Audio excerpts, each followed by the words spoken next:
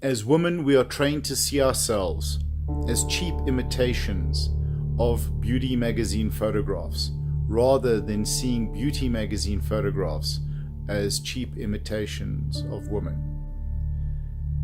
The beauty industry, the diet industry, the glamour industry, all of these industries have lied to us as to what is valuable in a person. Your weight is not your value.